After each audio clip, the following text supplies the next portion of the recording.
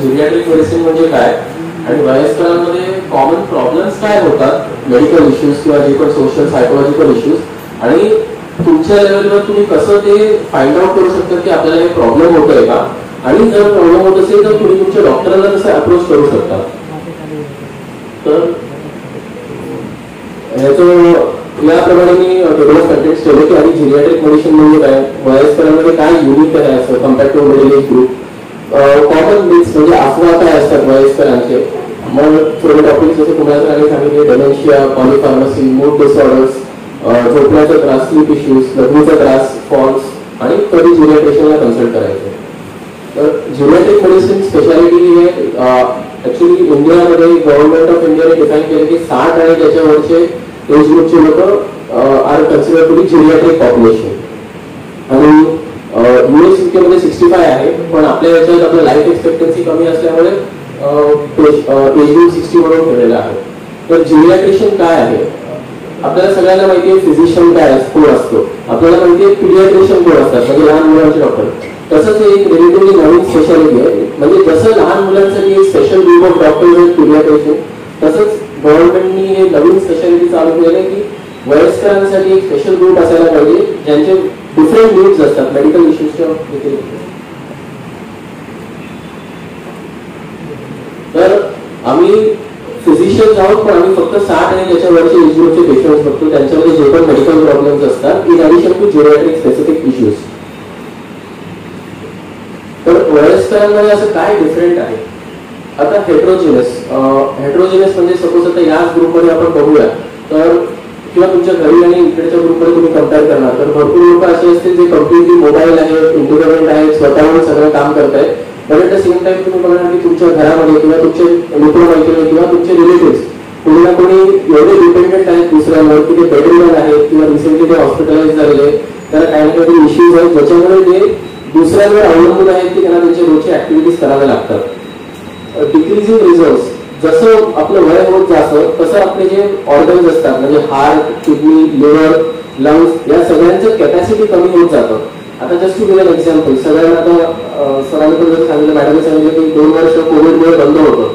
आपण ऐकलं पण असं नाही, ऍक्च्युली मी पण कोविडमध्ये काम करतो, 2020 चालू झालेलं तेव्हा आपण पेपरमध्ये न्यूजमध्ये बघत असेल मेजॉरिटी डेथ्स मॉर्टॅलिटी वयस्कर एज ग्रुपमध्ये झालेला आहे comparatively to middle age group आणि चिल्ड्रन्स. असं नाही दुसऱ्या कुठल्या एज ग्रुपला अफेक्ट नाही झाले, पण almost 50 to 60% of the mortality or death is in elderly. का? कारण की त्यांचे ऑर्गन्स त्या लेवलवर काम करत नाहीये. आता अजून एक एक्झाम्पल, आता सध्या मागच्या 10 दिवसापासून सगळीकडे फ्लू, स्वाईन फ्लू, निमोनिया चालू आहे.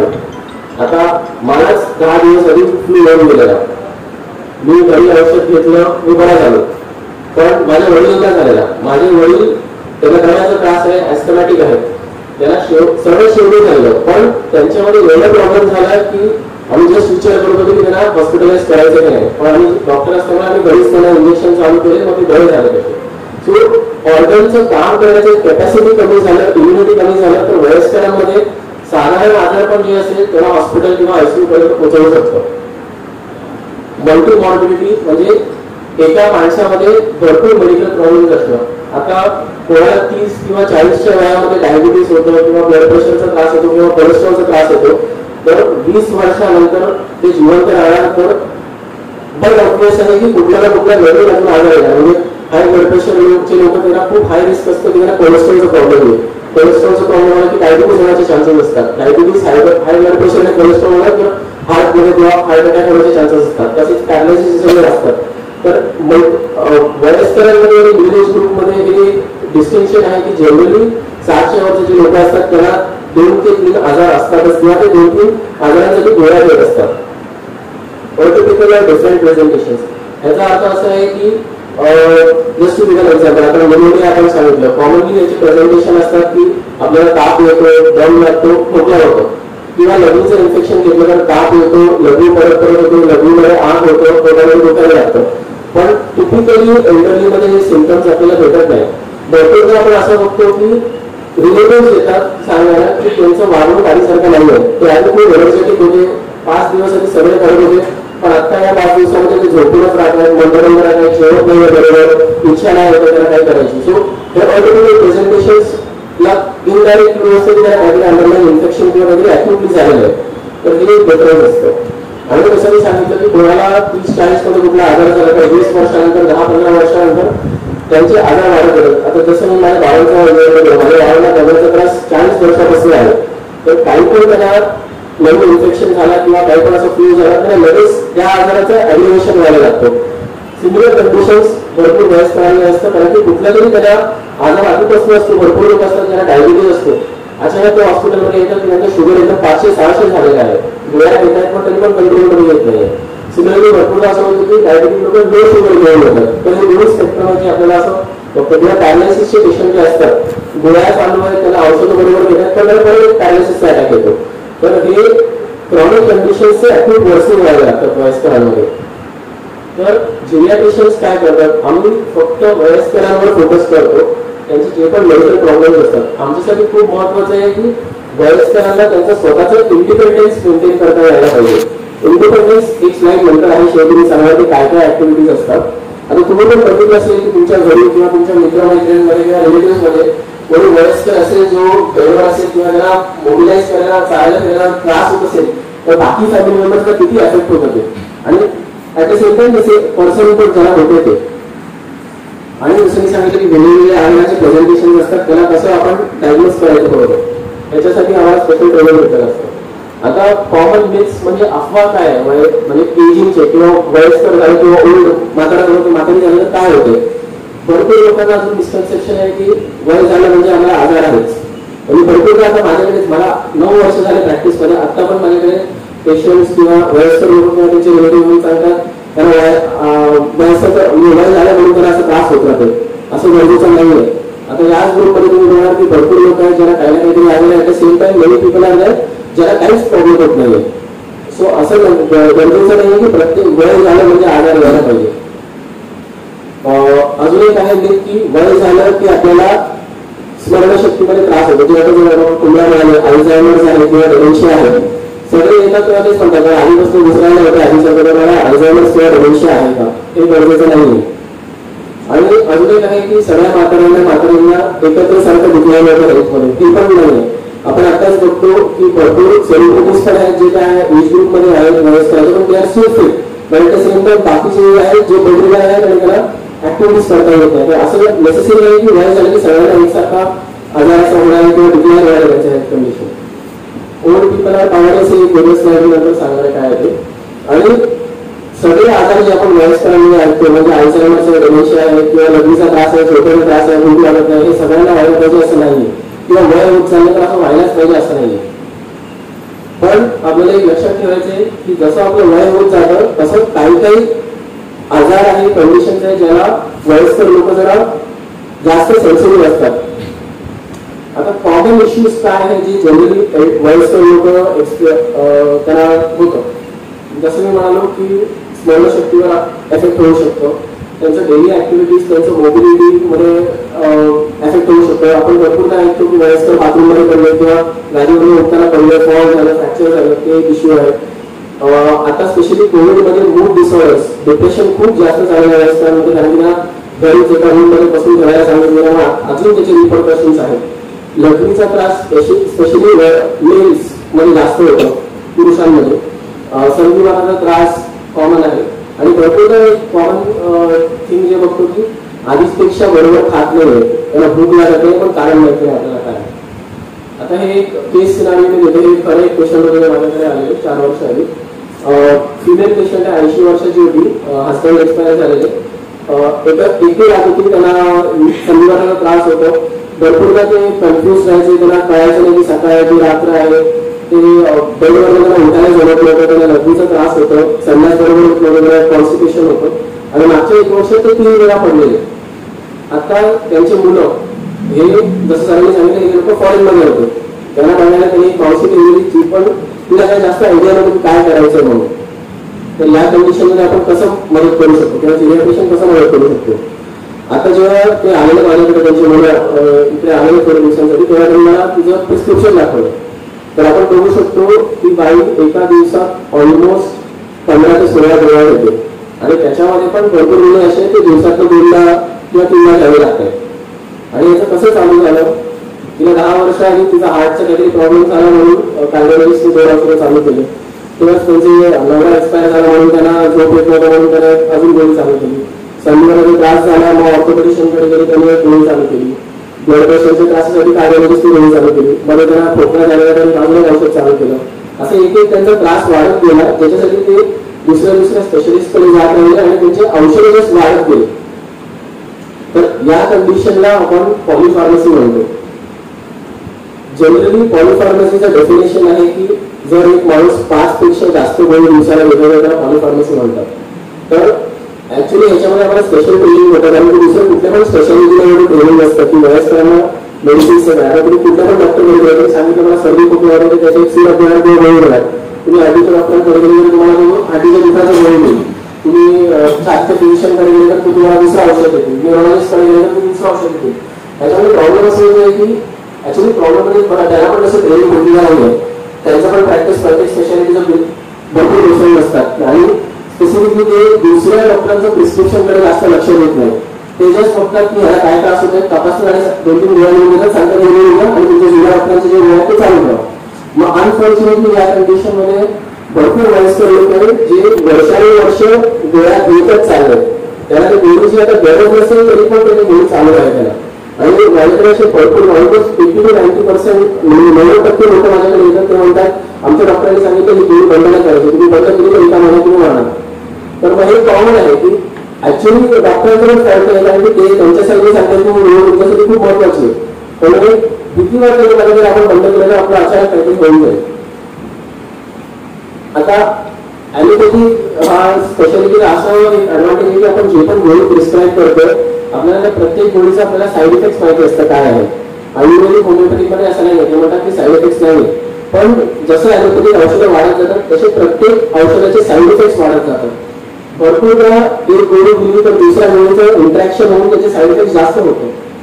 आणि भरपूर रिसर्च आणि स्टडीज झाले की 5 पेक्षा जास्त गोळीच्यावर एक्स्ट्रा जेव्हा पण गोळी एक माणूस घेतो पडण्याचे चान्सेस त्याचे 10% विथ ईच मेडिसिन वाढतात. तर ह्याच्यामध्ये प्रॉब्लेम जसं मी तुम्हाला आधी सांगितलं प्रिस्क्रायबिंग ऍस्पिरिन जसं एक डॉक्टरकडे दुसऱ्या स्पेशालिटीकडे औषध वाढत जातं. औषधांचे साईड इफेक्ट्स असतात की त्याच्यामुळे स्मरणशक्तीवर त्रास होतो, लघवीमध्ये त्रास होतो, कॉन्स्टिट्यूशन होतं. आणि भरपूर औषधं अशी असतात जसं मी सांगितलं की वर्षानुवर्ष चालू आहे त्यांची आता गरज नाहीये. आता भरपूर पेशंट असे असतात की मी 20 वर्षापासून झोपेची गोळी घेते, मी झोपेची गोळी नाही घेतली तर मला झोप नाही येणार, मी मरणार. दुसरं आहे मला ऍसिडिटीचा एवढा त्रास आहे की मला रोज घ्यावंच लागतं, नाही घेतलं तर मला पोट खराब होऊन जातं.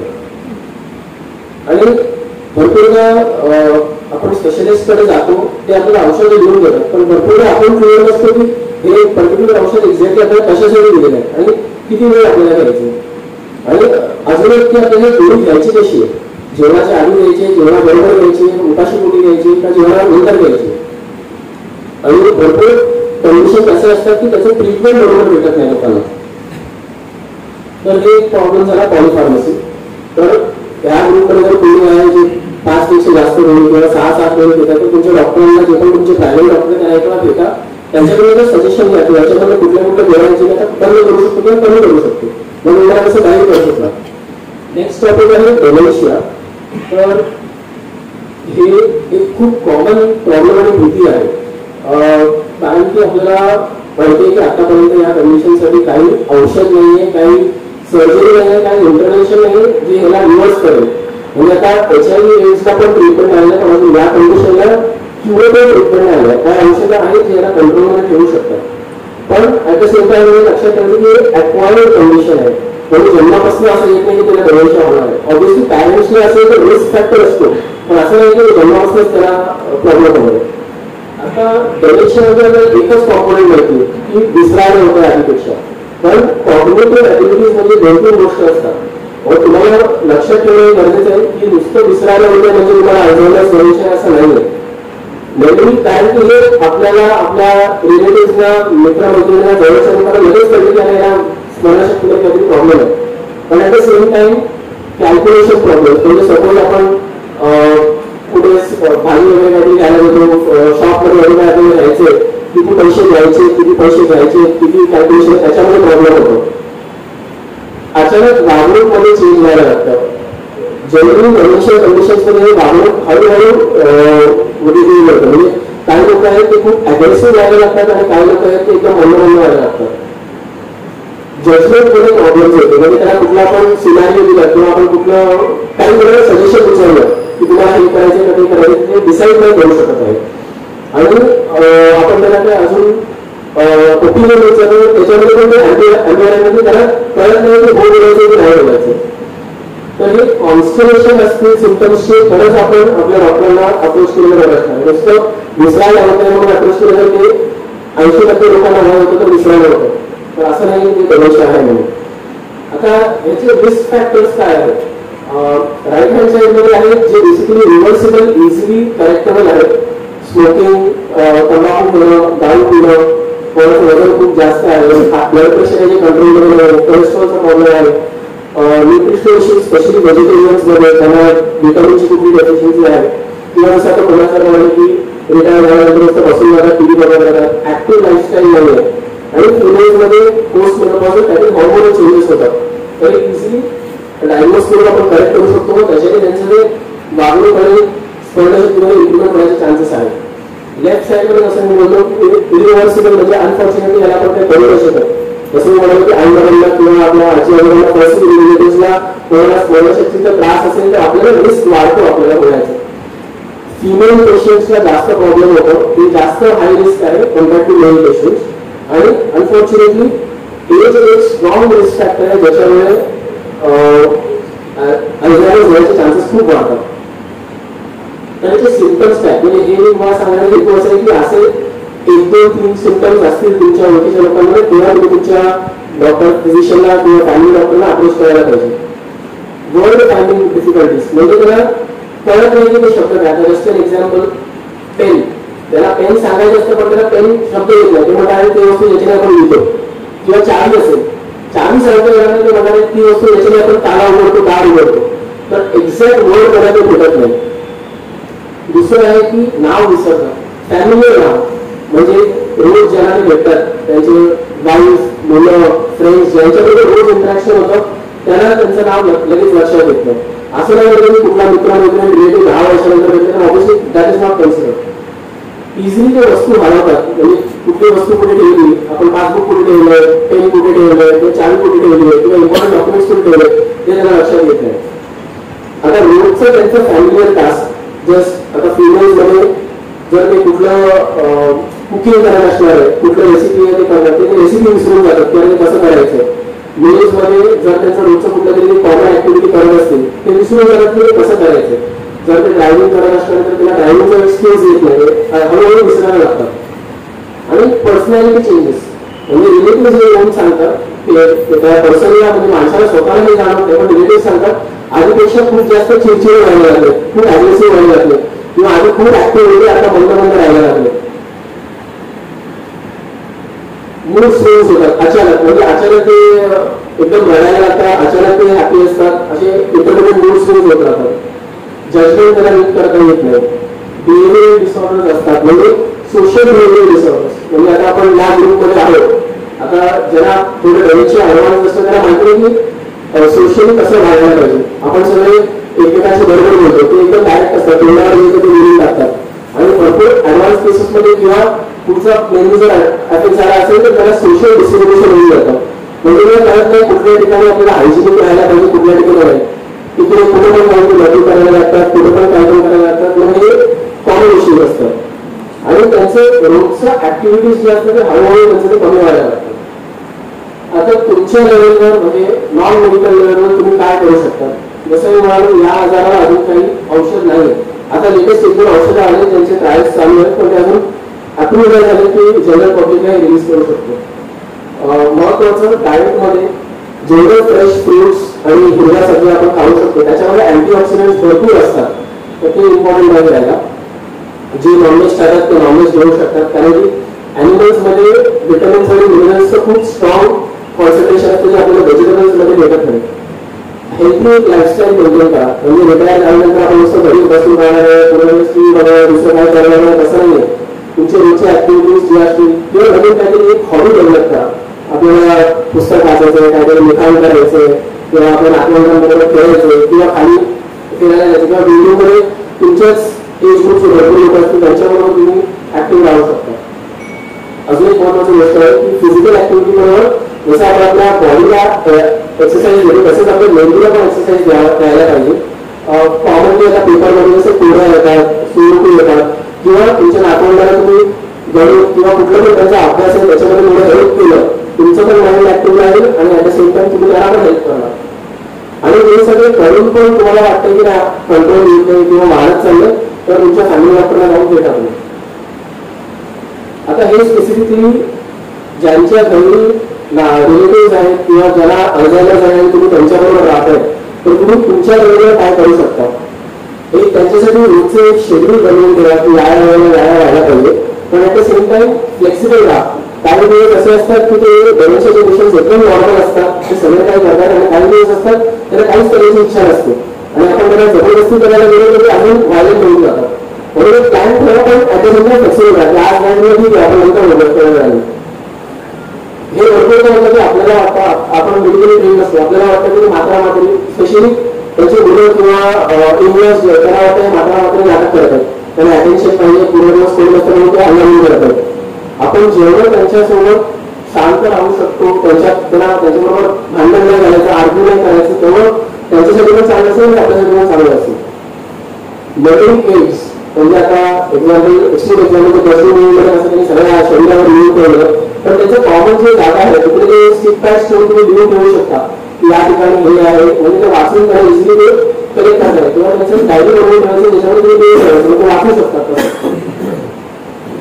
एक इम्पॉर्टंट गोष्ट आहे की भरपूरदा रात्री झोप बरोबर नाही लागली तर नेक्स्ट डे हे पेशंट्स खूप जास्त त्यांचं रुटीन चेंज होऊन जातं. म्हणून as far as possible night टाइमला जेवढं ते काम रुटीन ठेवू शकतात की वेळेवर झोपायला जातंय, एकदम गरम नाहीये, बाहेर जोरजोरात टीव्ही चालू नाहीये, तर त्याला नेक्स्ट डे ते हेल्प करेल. आणि डेमेन्शिया पेशंट्सना ओरिएंटेशन जजमेंट सगळ्यांना प्रॉब्लेम व्हायला लागतं. भरपूरदा त्याला त्यांचं स्वतःचं घर पण आहे का ते पण माहिती आहे. आपण भरपूरदा असं ऐकलंय की दार म्हणून रात्रीचा निघून गेले आणि मग सगळे लोक शोधतायत मॅच फॉर्म करायचं. म्हणजे तर घरामध्ये एकदम इमिजिएटली मेजर आर्किटेक्चरल चेंजेस करू नका, हळूहळू इंट्रोड्यूस करा, त्याला ऍडजस्ट होऊन दे, त्याला त्याला वाटेल तर दुसऱ्या बाजूने करणार नाही. आणि महत्वाचं होम सेफ्टी मेजर्स म्हणजे खिडक्यांना प्रॉपर ग्रिल्स आहेत, दारावर बरोबर लॉक लावलं, नाहीतर त्यांना कसं आहे की रात्री येऊन ते काही पण करू शकतात आणि मग आपल्याला कळणार नाही. आणि जर बिल्डिंगमध्ये सेक्युरिटी वगैरे कोणी असेल तर त्याला सांगून द्यायचं की असं काय झालं तर आम्हाला इन्फॉर्म करा. आणि त्याला जेवढे आपण फिजिकली ऍक्टिव्ह देऊ शकतो, मेंटली ऍक्टिव्ह देऊ शकतो ते त्यांच्यासाठी पण चांगलं असेल. तर हे डेमेन्शियाचं झालं मी सांगितलं, पण हे सगळं करून पण तुम्हाला वाटतंय की नाही त्यांचा आधार वाढत चाललाय तर तुमच्या फॅमिली डॉक्टरला भेटा. आता मूड डिसऑर्डर्स जे स्पेसिफिकली कोविडमध्ये खूप जास्त ऍडमिट झालेलं आहे. आता मूड डिसऑर्डर म्हणजे काय, आता आपल्याला काय वाटतं, आपण काय विचार करतो आणि आपण दुसऱ्यांबरोबर कसं वागणूक करतो, या तीन गोष्टीला एकत्र आपण मूड डिसऑर्डर म्हणतो. आणि डिप्रेशन हा सर्वात कॉमन मूड डिसऑर्डर वयस्कर लोकांमध्ये आहे. आता रिस्क फॅक्टर्स काय डिप्रेशनसाठी, एकतर तुम्हाला कुठेतरी अंडरलाईन आजार आहे, तुम्हाला हार्टचा प्रॉब्लेम आहे, डायबिटीस कंट्रोलमध्ये नाही आहे, हार्ट अटॅक येऊन गेलाय, पॅरालिसिस होऊन गेलाय, किंवा दुसरा कुठेतरी फिजिकल आजार आहे ज्याच्यामुळे तुम्ही बेड रिटर्न आहात. दुसरं गोष्ट आहे की आपले बेटर हाफ म्हणजे हजबंड नाहीतर वाईफ एक्सपायर झाले, एकटेच आहेत किंवा दोघं आहेत आणि मुलं सगळे बाहेर झाले आहेत, ते नुसतं घरीच असतात मोस्ट ऑफ द टाइम, किंवा त्यांचं आता रिसेंटली रिटायर झाले, त्यांना माहिती नाही की आधी खूप ऍक्टिव्हिटी पण आता ते घरीच बसून जातं, दुसरं काहीच करत नाही आणि त्यांचं ह्याच्यामध्ये डिपेंडन्स दुसऱ्यावर वाढत जातं. आता याचे सिम्पटम्स काय आहेत, आपण बोलू शकतो की डिप्रेशनमध्ये भरपूर सिम्पटम्स असतात आणि याच्यामधलं मला मी गॅरंटी देतो की 90% जास्त टक्के लोकांना इकडे याचा काही ना एकही प्रॉब्लेम असणार आहे. कोणाला मूड कमी आहे, कोणाला थकवा लवकर जाणवतो, कोणाला आधीची ऍक्टिव्हिटीज करायची होती करायला आवडत नाही, इच्छा नाही राहत, एक्स्ट्रीम केसेसमध्ये स्वतःला इंजर करायचं किंवा सेल्फ हार्म करायचं असतं, आधीसारखं कॉन्सन्ट्रेशन राहत नाही, वाईट वाईट विचार येत राहतात. आपल्याला लक्षात ठेवायचं नसतं 1 किंवा 2 सिम्पटम असले की हे असं नाही की आपल्याला डिप्रेशन आहे. 3 ते 4 सिम्पटम्स याच्यामध्ये असले आणि आपल्याला ते आपल्या डेली ऍक्टिव्हिटीज मध्ये जर ते हॅम्पर करते तर आपल्याला ह्याच्यासाठी हेल्प सीक करायला पाहिजे. तर त्याच्यासाठी तुमच्या लेवलवर तुम्ही काय करू शकता, स्वतःच्या फॅमिली बरोबर एक चांगलं कनेक्टेडनेस ठेवा. फॅमिली म्हणजे एकदम डायरेक्ट फॅमिली पण नाही, म्हणजे डिस्टन्स पण, म्हणजे कझन्स आहेत, मामा मामी आहेत, फर्स्ट डिग्री कझन्स किंवा जे पण आहेत, महिन्यात एकदा त्यांना भेटा किंवा सोशल गॅदरिंग करा किंवा असं काही ना काही ऍक्टिव्हिटीज करत राहायला पाहिजे. किंवा सपोज आता फक्त कसं आहे की जॉईंट फॅमिलीचं कन्सेप्ट जाऊन सगळ्या न्यूक्लियर फॅमिलीज झाले, लग्नानंतर मुलगा मुलगी दुसरीकडे जात आहेत, आपण एकटे राहतो, मग ऍटलीस्ट आठवड्यात एकदा किंवा 2 आठवड्यात एकदा त्यांच्या घरी जायचं किंवा ते आपल्या घरी यायचं, तसं एक काहीतरी रुटीन मेंटेन करायला पाहिजे. सोशल सपोर्ट ग्रुप्स, म्हणजे आता हे तर एक सोशल सपोर्ट ग्रुप आहे जे तुम्ही सगळे आता अटेंड करताय, किंवा रोटरी क्लब्स आहेत, भरपूर सिनियर सिटीजन असोसिएशन आहेत, असं कुठल्या तरी ग्रुपला तुम्ही जॉईन करा, त्याच्यामुळे तुम्ही ऍक्टिव्ह राहू शकता. तुम्हाला जे त्रास होते तुमच्या एज ग्रुपचे मित्र मैत्रिणी किंवा जे ग्रुप्समध्ये तुम्हाला त्यांच्याशी ते शेअर करा. होऊ शकतं की ते नाहीतर त्यांच्या ओळखीचे कोणी असेल त्यांना हे झालं असेल ते तुम्हाला सजेशन देऊ शकतात की काय तुम्ही करू शकता त्याच्यावर बाहेर यायला. एक इम्पॉर्टंट गोष्ट की काय काही नवीन एक छंद डेव्हलप करा. काही पण असू शकतं ते पुस्तक वाचणं, लिखाण करणं, पोळी सोडवणं, नातवंडांना मदत करणं, कुठलं तरी नवीन गेम खेळणं, खाली वॉकला जाणं, एक रुटीन किंवा एक हॉबी डेव्हलप करा. आणि हे सगळे करून पण तुम्हाला काही वाटतं की आजार वाढते तर तुमच्या फॅमिली डॉक्टरना भेटा. स्लीप प्रॉब्लेम्स हे ऍक्च्युअली माझ्या प्रॅक्टिसमध्ये सर्वात जास्त कॉमन सिम्पटम आहे. आता 9 वर्षामध्ये ऑलमोस्ट अल्टरनेट पेशंट नंतर तुम्हाला झोपेचे त्रास आहे, मला आधी झोप येत नाही किंवा मी भरपूर वर्षापासून गोळी चालणार नाही. तर 2 प्रकार असतात, एक तर झोप येत नाही किंवा झोप आल्यानंतर झोप लवकर उघडते आणि नंतर पुढे झोप येत नाही. आता याच्यामध्ये कॉमन कॉन्स काय, एक तर गोळ्या चालू आहेत, भरपूर गोळ्या चालू आहेत, गोळ्यामुळे आपली लग्नीसाठी उठावं लागते किंवा त्यांना गोळ्याचा साईड इफेक्ट असेल ज्याच्यामुळे झोप येत नाही, ऍक्टिव्ह राहत आहे. डिप्रेशन, मूड डिसऑर्डर, डेमेन्शिया, पोटाचा त्रास आहे, रात्री उठून संध्याकाळी राहावं लागतं, तंबाखू खात आहेत, बिडी किंवा सिगरेट घेत आहे, त्याच्यामुळे ब्रेन ऍक्टिव्ह राहतं. कुठेतरी शरीरात त्याला तेल आहे, पित्त आहे, त्यांना ते कंट्रोल झालं नाही त्याच्यामुळे झोप येते.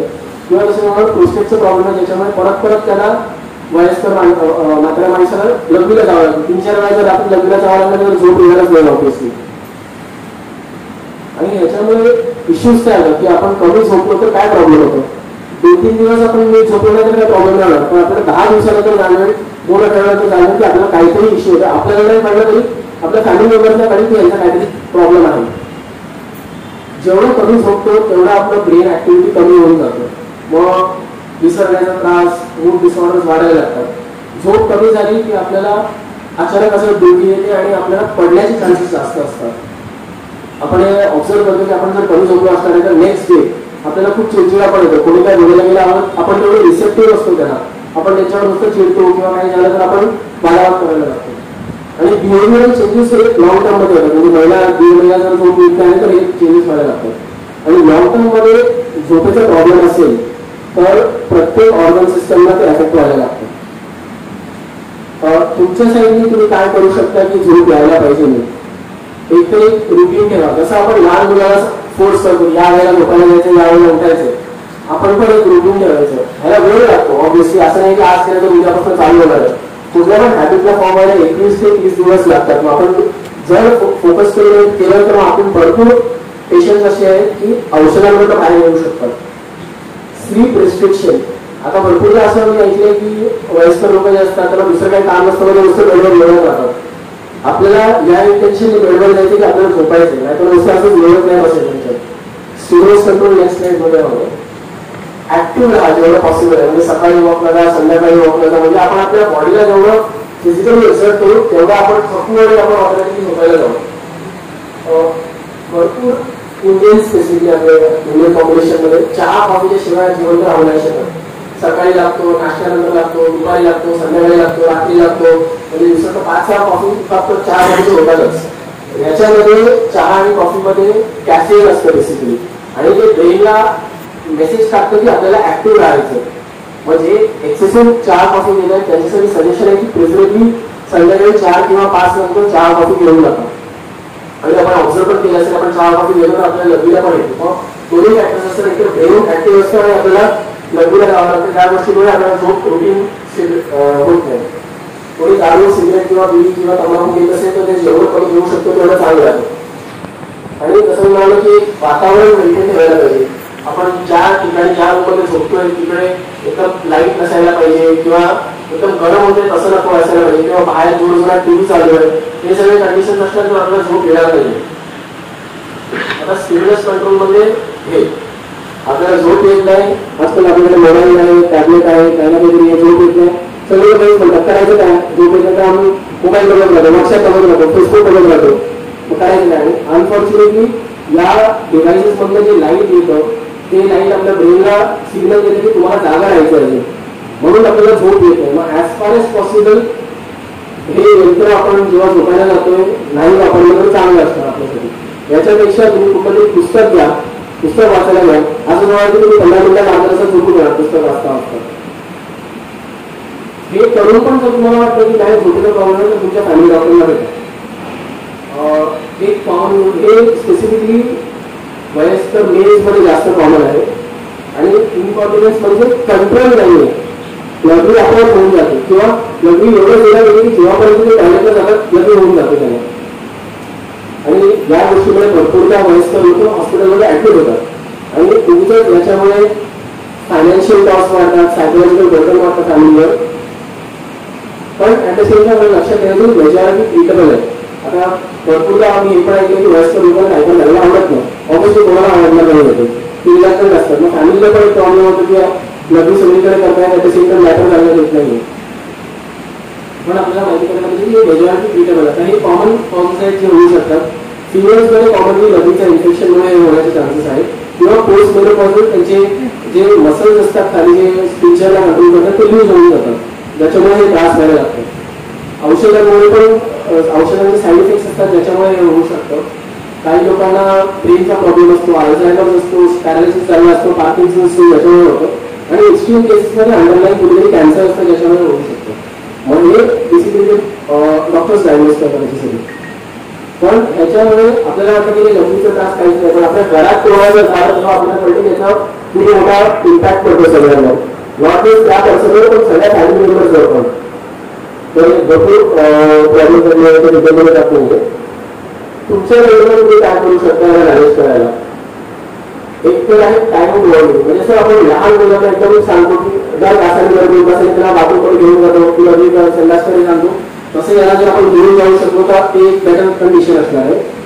दुर्दैवाने ज्यांच्यामध्ये जरा सपोज आता वाटतं की मला आता लग्न येत आहे ते जर 5 मिनिटं 10 मिनिटं जर थांबू शकले, कंट्रोल करू शकले तर त्याच्याने त्याचं स्पिंचर कंट्रोल होईल. हे दुसरी गोष्ट आहे. चहा कॉफीचा इंटेक कमी ठेवायला पाहिजे. एक आहे की भरपूर लोक म्हणतात की रात्री खूप पाणी पिलं तर मला लघवी येते. ऑब्व्हियसली हे येणार आहे, पण ऍट द सेम टाइम लक्षात ठेवा असं नाहीये ज्याला अनलेस हार्ट किंवा किडनीचा प्रॉब्लेम आहे त्यांच्यासाठी असं काही रिस्ट्रिक्शन नाही की दिवसाला एवढंच पाणी प्यायला पाहिजे. एक सजेशन आहे की तुम्हाला जेवढं ताण लागतं तेवढं पाणी प्या तुम्ही. कोणाला खूप जास्त ओबेसिटी मोठापा असेल तर वेट लॉस केलं तर त्याच्यामुळे कमी होऊ शकतं. Pelvic floor muscle exercises specifically हे फिमेलसाठी असतं जर त्यांचं ते पेल्विक मसल्स वीक असेल तर. आणि केगल एक्सरसाइजेस हे तुम्ही कोणी पण करू शकतो. बेसिकली जेव्हा आपण लग्नीला जातोय इनिशियल लग्नी चालू करायची, मग थांबवायचं, 2-3 सेकंड थांबवायचं, मग परत चालू करायचं, मग थांबवायचं, असं मध्ये मध्ये तुम्ही कंट्रोल करायला हवा एका वेळेला लग्नीला जातोय. हे बेसिकली याला केगल एक्सरसाइजेस म्हणतात. ह्याच्याने आपण त्या मसल्सला थोडं स्ट्रेंथन करतो, आपल्या स्पिंचर्सला स्ट्रेंथन करतो. हे तुम्ही घरी स्वतःहून ट्राय करू शकता. आणि हे करून पण जर तुम्हाला त्रास वाटलं तर मग डॉक्टरांना भेटा.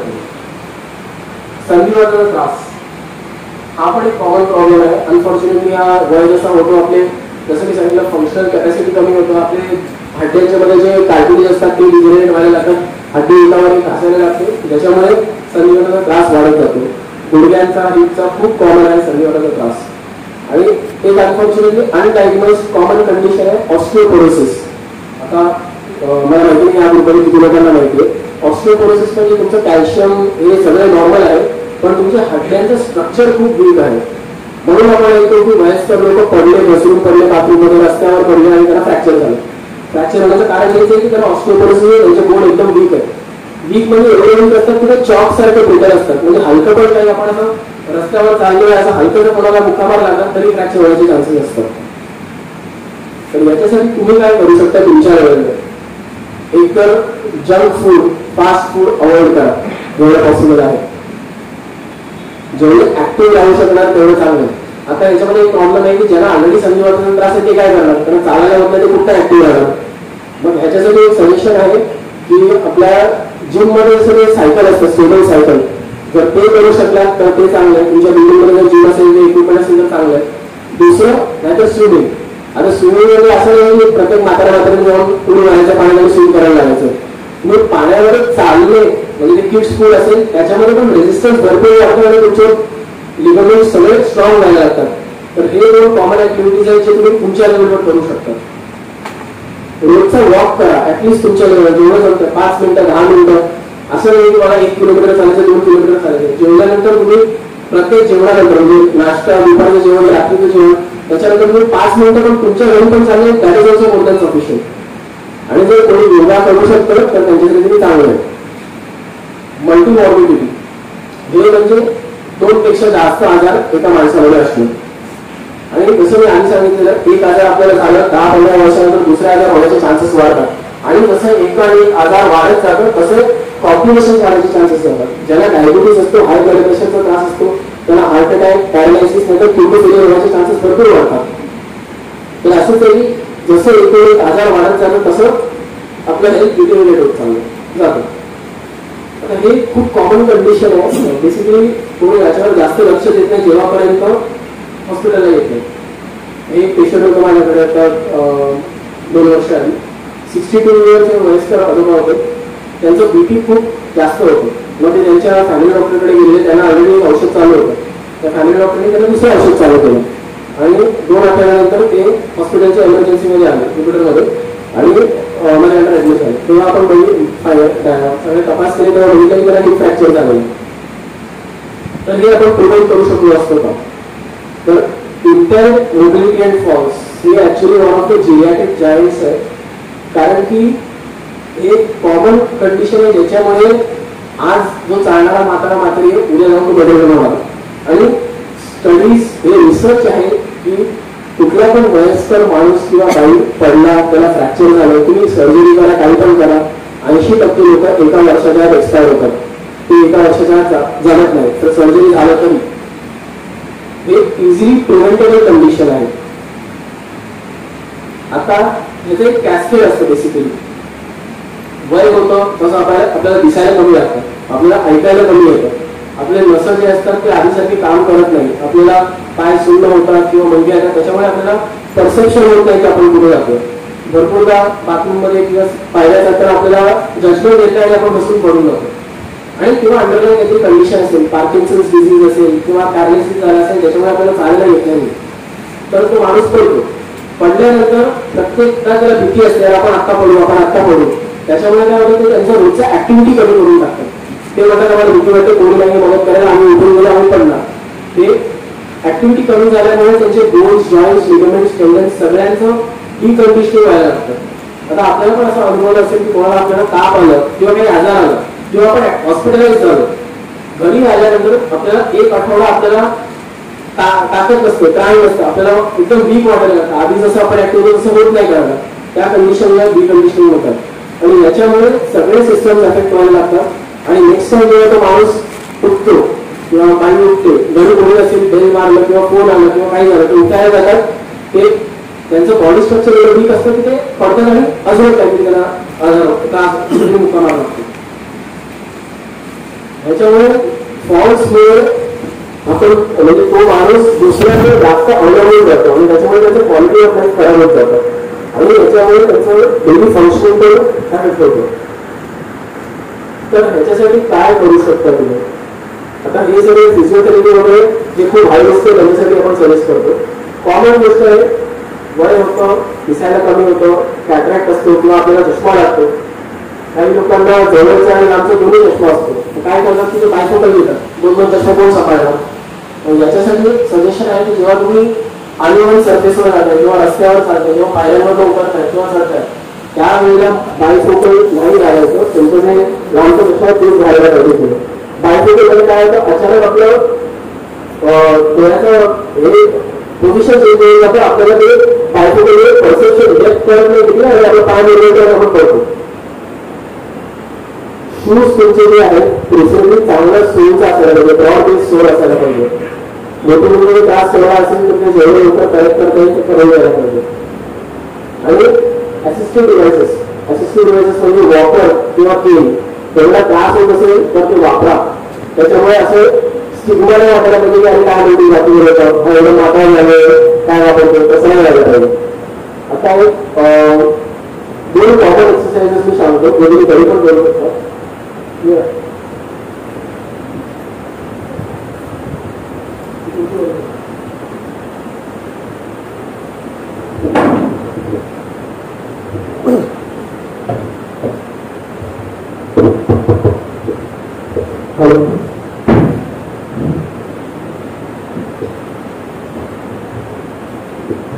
आता करू नका, हे पडलं घरी आवडतं. तर त्याच्यामध्ये काय असतं,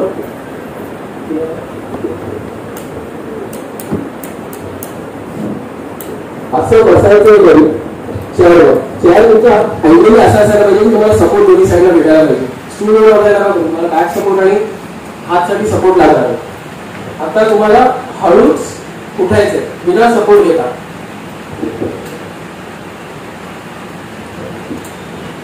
तर बेसिकली तुम्हाला पायाचं डिस्टन्स थोडं लांब ठेवा, असं एकदम जवळ नका ठेवा, असं ठेवा आणि हात ह्याच्यावर न ठेवता असं उठायचे आणि हळूच असं बसा. ज्याला जमत नाहीये ते आधी सपोर्ट घेऊन उठा असं. आणि मग इम्पॉर्टंट बसताना एकदम फास्ट नका जाऊ, बसताना पण तुम्ही असं सपोर्ट घेऊन आरामात असं बसा. असं ऍटलीस्ट दिवसात 5-10 वेळा केलं, ह्याच्याने तुमचं म्हणजे चालण्याचं किंवा उभा राहण्याचं जे ओरिएंटेशन आहे ते बरोबर आहे. दुसरी गोष्ट आहे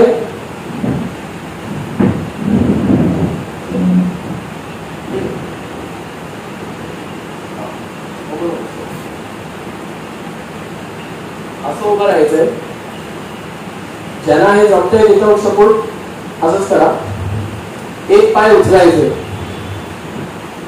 असं आणि 10 सेकंड असं ठेवायचं. पुढे काहीतरी असायला पाहिजे तुमच्याकडे, चेअर असू दे किंवा भिंत असू दे, काहीतरी असायला पाहिजे की पडायला लागली लगेच तुम्ही पकडू शकता. म्हणजे 10 सेकंड असं ठेवल्यानंतर खाली ठेवा, नंतर दुसरा पाय. हे सेकंड एक्सरसाइज तुम्ही करू शकता. ज्याला जमत नाहीये तुम्ही आधी सपोर्ट घेऊन असं करा आणि हळूच मध्ये सोडायला बघा की तुम्हाला जमतंय का बॅलन्स करायला. नाही जमलं तर असंच करा. हळूहळू प्रॅक्टिसने तुमचं इम्प्रूव्ह होईल. आणि तिसरी गोष्ट आहे कॅटवॉक आपण जे म्हणतो, ज्याला जमतंय त्यांनीच करा, नाहीतर भिंताचा सपोर्ट घ्यायचा चालताना.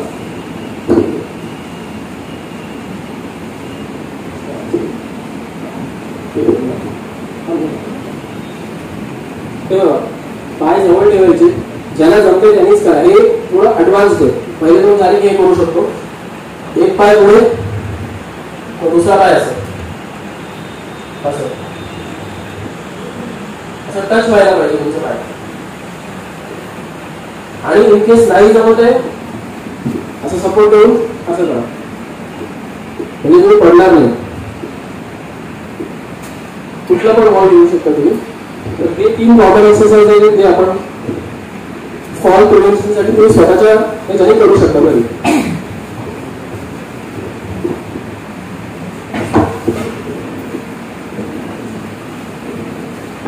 आता मी जे म्हणत होतो की डेलीचे ऍक्टिव्हिटीज काय आहेत आपल्याला करायचे ते कुठलं आहे. हे कॉमन ऍक्टिव्हिटीज आहेत.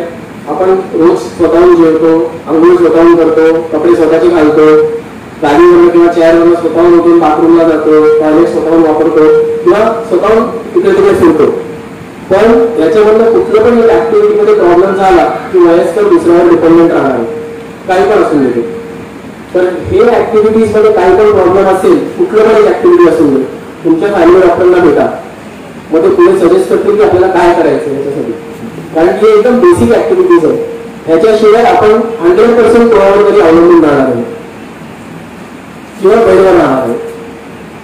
हे थोडे ऍडव्हान्स्ड आहेत. म्हणजे आपण बाहेर शॉपिंग करायला जातो, स्वतःहून जातोय किंवा टमाटर आणले जातो, पण ते स्वतःहून करू शकतायत.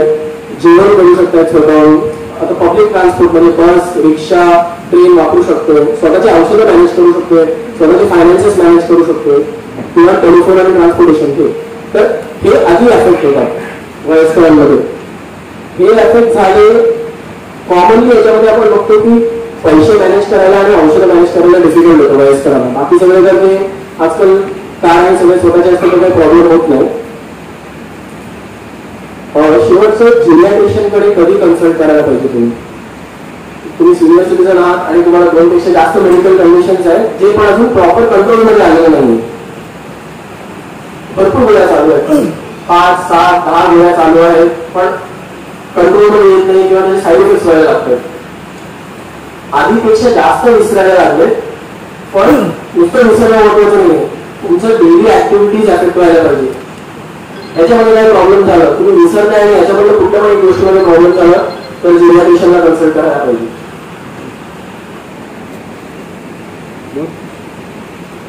चालायला जमत नाही, आधीसारखं तोल जातो, बॅलन्स नाहीये, पडणार असं वाटतंय, चक्कर येते असं वाटतंय, किंवा मागच्या 1 वर्षात पडले आहात. हे लक्षात ठेवा, पडलोय पण मला काही झालं नाही, थोडंसं खर्चले नाही, पडले ते महत्वाचं आहे. कारण की या वेळेला तुम्ही लकी आहात की तुम्हाला काही झालं नाही. नेक्स्ट टाइम तुम्ही एवढे लकी नसणार, तुम्ही पडणार, हिप फ्रॅक्चर होणार किंवा डोक्याला मुक्कामार लागणार, हात ब्लीड होणार. प्रत्येक फॉल बरोबर नेक्स्ट टाइम सिरियस इव्हेंट होण्याचे चान्सेस भरपूर वाढतात. मागच्या 6 महिन्यामध्ये तुमचे 10% पेक्षा जास्त वेट लॉस झाले, म्हणजे तुम्ही 70 किलोच्या आत आणि 7 किलो कमी झालेले तुमचे, किंवा त्याच्यापेक्षा जास्त कमी झालेले, किंवा 6 महिन्यामध्ये तुम्हाला भूक लागत नाही, जेवणाचं प्रमाण खूप कमी झालंय, पण तुम्हाला माहिती नाही, सगळे काही तपास केले पण अजून काही पकडमध्ये आलेलं नाही. संडासामध्ये त्रास होतोय, अचानक चेंज झाले, म्हणजे आधी बरोबर होतं पण मागच्या 3-4 आठवड्यामध्ये किंवा मागच्या 3 महिन्यामध्ये खूप जास्त कॉन्स्टिपेशन होतंय, किंवा संडास पातळ होते, जेवणानंतर लगेच जावं लागतंय, लघवीचा त्रास आहे, औषधं घेत आहे तरी पण कंट्रोलमध्ये येत नाहीये. फंक्शनॅलिटी म्हणजे जसं मी म्हटलं की स्वतःहून खायला जमत नाहीये, टॉयलेटला जायला जमत नाही, कपडे घालायला जमत नाहीये, आणि आपण दुसऱ्यांवर, फॅमिली मेंबर्सवर किंवा दुसऱ्या कोणावर डिपेंडेंट होत चाललोय. तर या कंडिशन्स मध्ये अप्रोच करायला पाहिजे. किंवा तुम्हाला वाटतंय की तुमच्या फॅमिलीमध्ये कोणी आहे आणि ते कंट्रोलच्या बाहेर आहे, की तुम्हाला खूप बर्डन होते, दॅट इज द लास्ट केस, किंवा जिरियाट्रिशियन कडे कन्सल्ट करायला पाहिजे.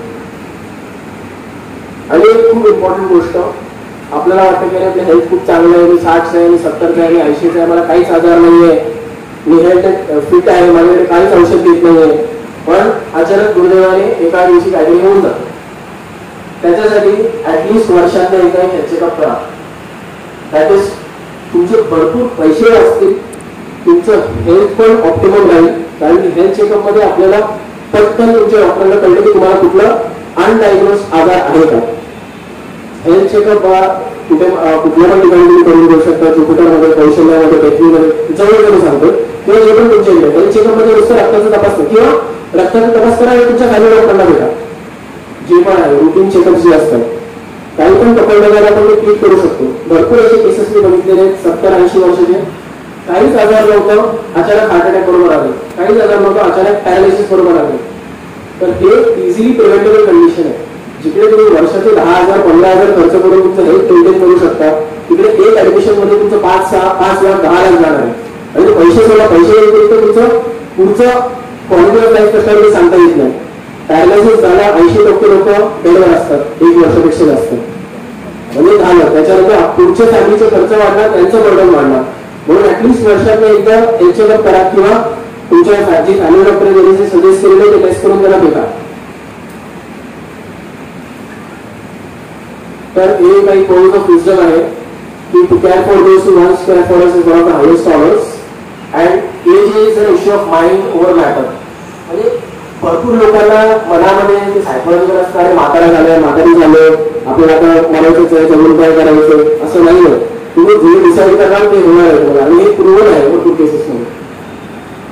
आणि अजून एक महत्वाचं, ऍक्टिव्ह राहा जेवढं पॉसिबल असणार आहे तुम्हाला, सोशली कनेक्टेड राहा, फ्रेंड्स बरोबर, फॅमिली मेंबर्स बरोबर, जे पण आहे तुम्ही जेवढं तुमचं social circle, activity, exercise circle, mental stimulation circle चांगलं मेंटेन ठेवा, तेवढं तुम्ही हेल्दी राहा, तेवढं तुम्हाला औषधाची गरज नाही लागणार.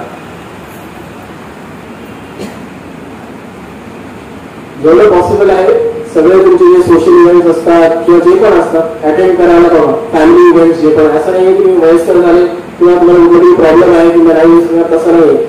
Family is the most important thing. So with this I will conclude my talk. And 3 वर्ष आधी कोविडच्या वेळेला आम्ही ज्येष्ठ केअर म्हणून एक होम हेल्थ केअर सर्व्हिसेस चालू केलं, कारण की मला 9 वर्ष झाले तिकडे प्रॅक्टिस करून.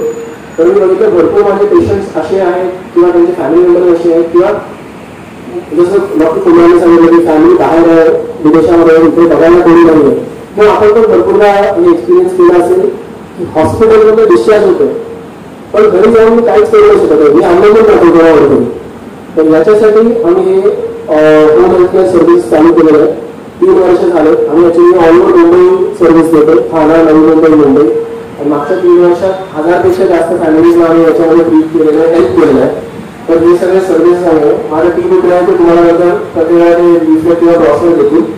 कोणाला फ्युचरमध्ये काही मदत लागली, घरी मदत लागली किंवा फ्रेंड्सला, रिलेटिव्हला, सगळं फक्त मुंबई, ठाणे, नवी मुंबईवर आहे. म्हणजे आम्हाला कॉल्स पुण्याचे, कोल्हापूरचे सगळ्यांकडचे येतात, पण आम्ही सध्या त्या कॅपॅसिटीमध्ये नाही आहे.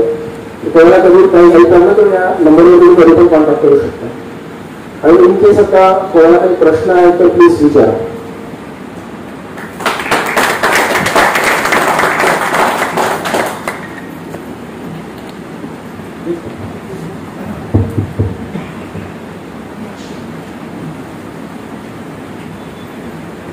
आता एवढं प्रश्न आहे.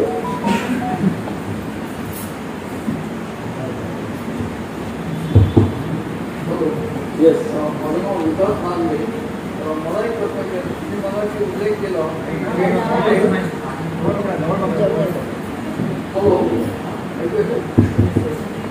जेंट्समध्ये स्पेशली अबाउट 75.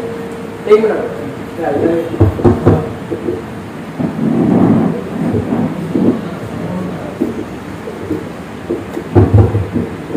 तुम्ही मागाशी उल्लेख केला की जेंट्समध्ये प्रोस्टेट ग्लँडचा प्रॉब्लेम निर्माण होतो फिमेल्सपेक्षा, तर त्याच्याकरता सर्जरी हा एकच उपाय आहे का you can treat by medicine? तर बेसिकली प्रोस्टेट हा ऑर्गन फक्त मेल्समध्ये असतो, फिमेलमध्ये नाही. म्हणून प्रोस्टेटचा प्रॉब्लेम मेल जेंडरमध्येच होणार. आणि कोणी पण आधी सर्जरीला जात नाही. प्रोस्टेटसाठी औषधं आहेत ज्याच्याने आपण त्याला कंट्रोलवर ठेवू शकतो, पण त्याच्यासाठी आपल्याला थोडेफार आधी तपास करून बघावे लागतात की प्रोस्टेटचं साईज कसं आहे, लग्न झाल्यानंतर किती लग्न साधत आहेत. जनरली तुम्ही युरोलॉजिस्टकडे पण दिले, कोणी पण लगेच तुम्हाला प्रोस्टेट सर्जरी करायला सांगणार नाही. पहिले 3 ते 6 महिने तुम्हाला गोळ्या देतील, फॉलोअप मध्ये बघतील 3 महिन्यामध्ये तुमचं प्रोस्टेटचं साईज कमी झालंय का, लग्नचे सिम्पटम्स कमी झालेत का, हे सगळं बघूनच मग पुढे डिसाईड होतं की सर्जरीचे कॅन्डिडेट आहात की नाही. तसं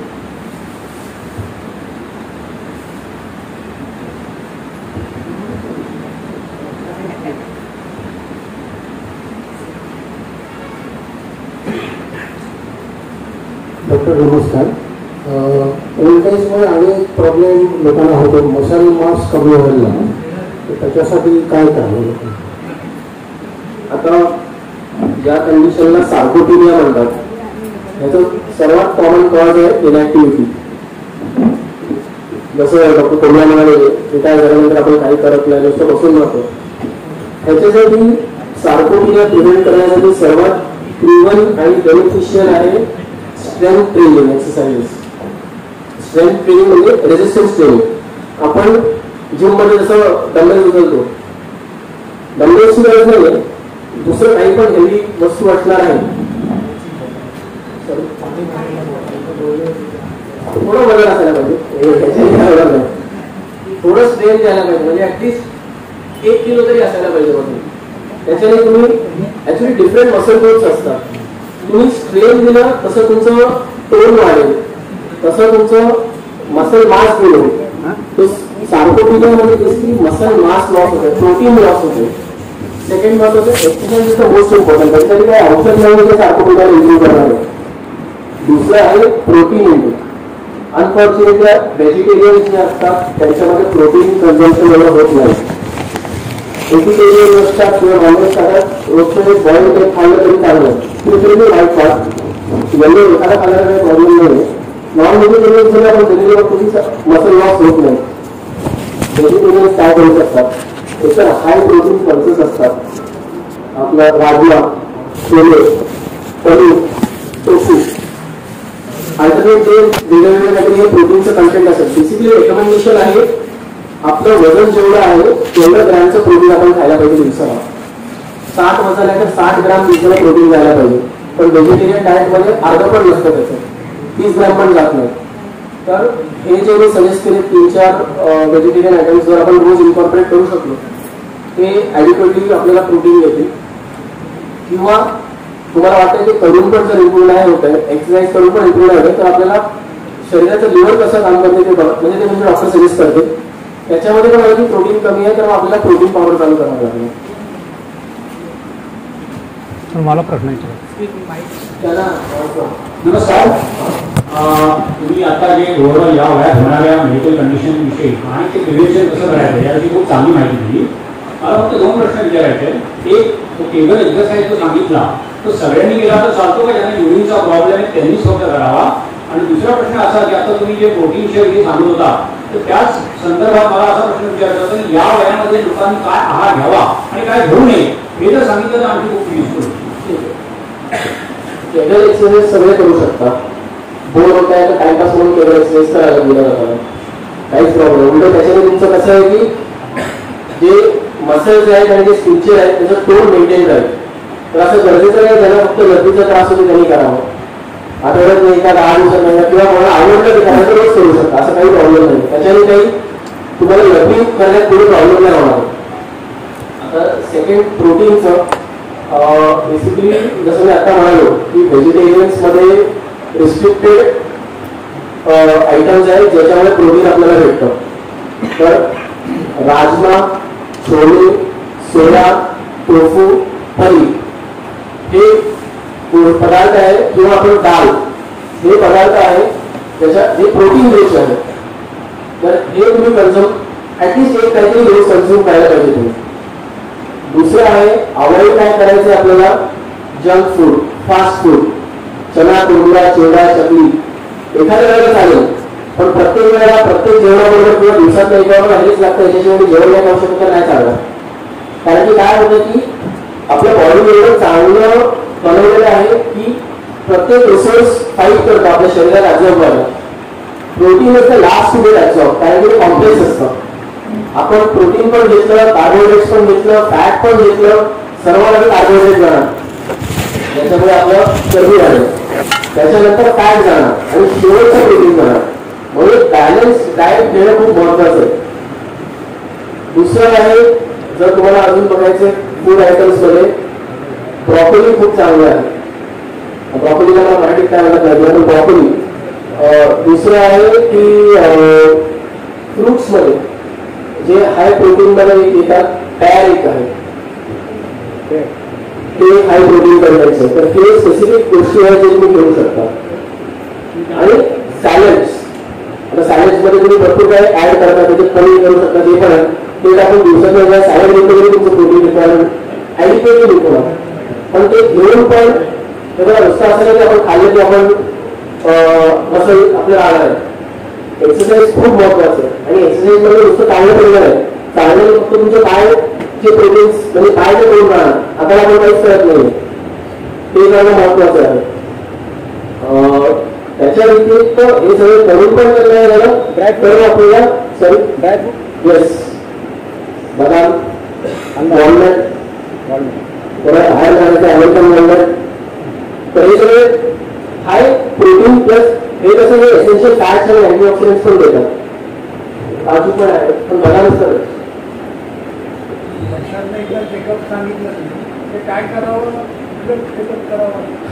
आता अल्पसंख्याक असं काही स्पेसिफिक रेकमेंडेशन नाही आहे की म्हणजे जनरल हे प्रत्येकाने हे करायला पाहिजे. आता याच्यासाठी तुमचे फॅमिली डॉक्टर बेस्ट आहेत जे तुम्हाला मार्गदर्शन देऊ शकतात की 3 महिन्याने किंवा 6 महिन्याने किंवा 1 वर्षाने काय तपास करायचं. बिकॉज तुम्ही ऑलरेडी कुठल्या डॉक्टरकडे जात आहेत तर मग ते तुम्हाला बेस्ट गाईड करतील. नाहीतर हॉस्पिटल्समध्ये जनरली पॅकेजेस असतात जे सगळे काही कव्हर करतात. तुमचं आधीचं करायला असेल आणि नसेल किंवा जे पण आहे आणि एक्स्ट्रा गोष्टी. आता एक्झाम्पल द्यायला ऑस्टिओपोरोसिस जे कंडिशन बोललो, फ्रॅक्चर ज्याने होतं, रुटीन काही नाही सांगत करायला ते. आपल्याला नंतर जेव्हा आपण करतो फ्रॅक्चर होतो तेव्हा की अरे इझिली प्रिव्हेंट करू शकतो असतो आपण, म्हणून आपण स्ट्रॉंग करू शकतो असतो. हे कुठला पण डॉक्टर सांगत नाही म्हणून डेन्सिटी करा, अनलेस तो स्पाईनचा डॉक्टर आहे किंवा हड्डीचा डॉक्टर आहे किंवा जिरियाट्रिशियन आहे, कारण त्यांच्याकडेच हे पेशंट येतात. तर भरपूर हॉस्पिटल्समध्ये सिनियर सिटीझन पॅकेजेस असतात, ते तुम्ही करू शकता वर्षात एकदा.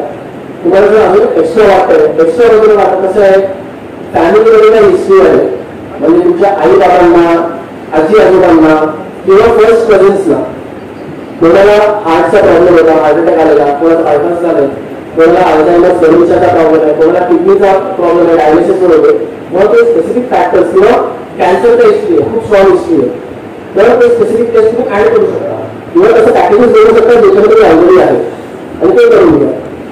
बिकॉज कुठले पण डॉक्टर बेसिक प्रॅक्टिसमध्ये तुम्ही जे आजार आहे तुम्हाला आणि तुम्ही जे सिम्पटम्स दिलेले आहेत ते ट्रीट करणार आहे. ते आउट ऑफ द वे जेव्हा बाहेर 40 पेशंट असते तेव्हा आउट ऑफ द वे जाऊन विचार करणार की तुम्ही हे करा ते करा, ते काही स्टोरी ऐकायला बसलेले लोक तुमच्या इकडे फ्रँकली सांगतो तुम्ही, आणि तुम्हाला ट्रेन पण नाही. म्हणून तुम्हाला हे माहिती असायला पाहिजे की आपलं फॅमिली हिस्ट्री किती स्ट्रॉंग आहे, आणि त्या हिशोबाने तुम्ही जिकडे अप्रोच करताय त्याला पण सांगू शकता माझ्या फॅमिलीला हे हिस्ट्री होतं, मग ह्याच्या व्यतिरिक्त काय एक्सरसाइज करायचं किंवा त्यांच्या फॅमिली डॉक्टरला सांगू शकता ते पण की काय एक्सरसाइज करायचं तुम्हाला. आता तुम्ही रेकमेंडेशन बघायला गेले म्हणजे जे अमेरिकाचे रेकमेंडेशन US UK आहे ते म्हणताय 50 वर्षाच्या नंतर दर 5 वर्ष एंडोस्कोपी कोलोनोस्कोपी व्हायला पाहिजे. कोण करणार आहे भारतामध्ये? एकच खर्च, दुसरं 5 टाका वरणावर खाल्लं, कोण करून देणार? तर हे रेकमेंडेशन आहे ज्याच्याने इझिली प्रोव्हाइड होतं. ते म्हणतात दरवर्षी तुम्हाला सोनोग्राफी करायला पाहिजे, 3 वर्षी दरवर्षी मॅमोग्राफी करायला पाहिजे. तुम्ही इंडिव्हिज्युअली सेपरेट करायला गेलं तर तुमचा खर्च खूप वाढेल. म्हणजे आपण तुमच्या डॉक्टरांनी पण जर तुम्हाला 10 तपास घेऊन दिले, तुम्ही तुमच्या लॅबमध्ये गेले तर त्याचा खर्च हेल्थ चेकअपपेक्षा जास्त असेल. At the same time health चेकअपमध्ये तुम्ही जिकडे करताय तिकडे फिजिशियन, हड्डीचा डॉक्टर, डोळ्याचे डॉक्टर, दाताचे डॉक्टर सगळे असतात. मग त्या पॅकेजमध्ये सगळे काही स्क्रीनिंग होऊन जातं. ते करून घ्या, त्या डॉक्टरला दाखवा आणि त्याच्यानंतर तुमच्या डॉक्टरला जाऊन ते सगळे दाखवा. That is what I would suggest.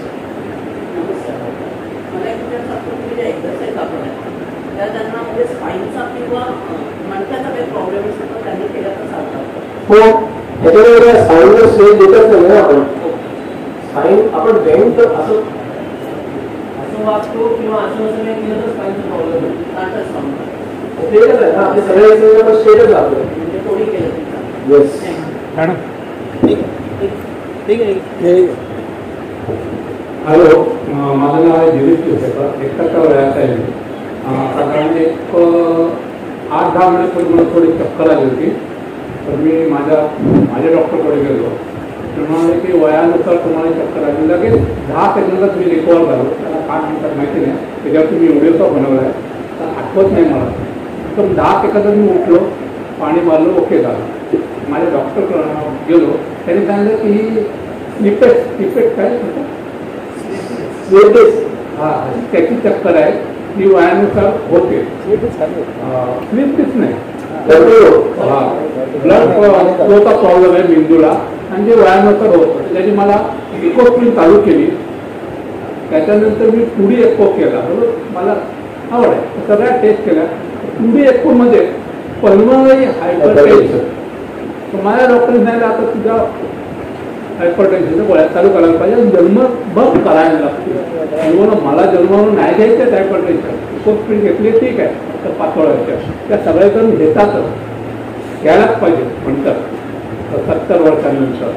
पण मग ही हायपरटेन्शनची गोळी मी कमी करू शकतो. मी 3 महिने घेणार आहे आणि नंतर मी सगळे एक्सरसाइज किंवा डाएटवर सगळं कंट्रोल करून मग मी त्या हायपरटेन्शनच्या गोळ्या कमी करू शकतो, बंद करू शकतो का, त्याला अजून इतर काय उपाय किंवा काय तुमच्याकडनं सोल्युशन आहे.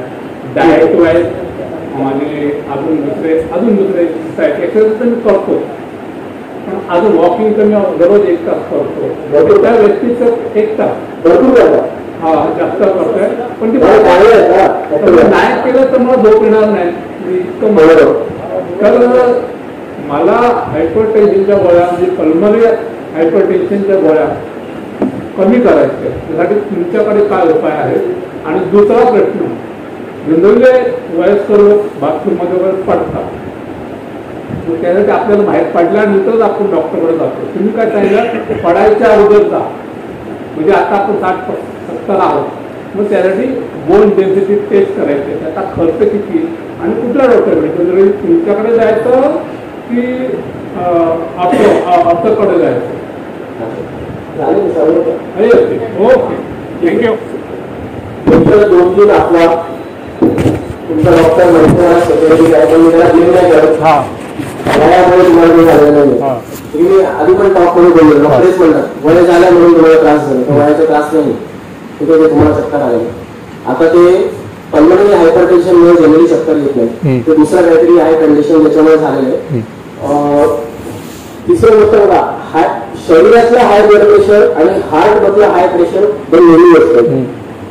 जनरली दोन्ही गोष्टीसाठी औषधं लाईफ लॉंग घ्यावी लागतात. तुम्ही काही पण करा, तुम्ही एक्सरसाइज करा, डाएट मेंटेन करा, चांगल्या ऍक्टिव्हिटीज ठेवा, झोप बरोबर घ्या, सगळे करा, पण औषध तुमच्या डॉक्टरांना न विचारता बंद नका करू. नाही, बंद नाही करत आहे मी तुम्हाला विचारतोय. 3 महिन्यानंतर तुम्ही ठरवलं मी बंद करणार किंवा कमी करणार, तुमच्या डॉक्टरांना भेटा, रिपीट इको करावे लागणार आहे, त्याच्यामध्ये प्रेशर कसं आहे ते बघावं लागणार आहे. कारण या गोष्टींमुळेच प्रॉब्लेम होतो. आणि आता मी हेच म्हणतोय, तुम्हाला त्रास झाला, तुम्ही तपास केला, आपल्याला कळलं काय आहे, पण ते जे आजार आहे ते कंट्रोलमध्ये ठेवण्यासाठी गोळी चालू ठेवावी लागते. जर तुम्ही आपण गोळी बंद केली, पुढचे 3 महिने 6 महिने 1 वर्षामध्ये प्रेशर परत वाढायला लागेल. आणि म्हणजे प्रत्येक असं होतं की वयस्कर लोक आपल्या स्वतःच्या मनाने औषधं बंद करतात की मला नाही घ्यायचं, मला काही नाही, एकदम हेल्दी आहे, उगीच मला डॉक्टरने औषध बंद केलेलं. स्वतःहून बंद केलं हे जे बरं झालेलं ते परत खराब व्हायला लागतं आणि ते एवढं कंट्रोलच्या बाहेर जातात की हार्ट अटॅक मध्ये पॅरालिसिस होतं. आता हे जे तुम्हाला झालेलं आहे हे पॅरालिसिसच्या खालच्या लेवलचं सिग्नल होता, तुम्हाला नॉर्मल साईन होतं की हे आता रिकवर झालं, पुढे जाऊन माहिती नाही आपल्याला, म्हणून कंट्रोलमध्ये आणायला पाहिजे. आणि ते तपास करून तुम्ही कंट्रोलमध्ये आणलेलं आहे.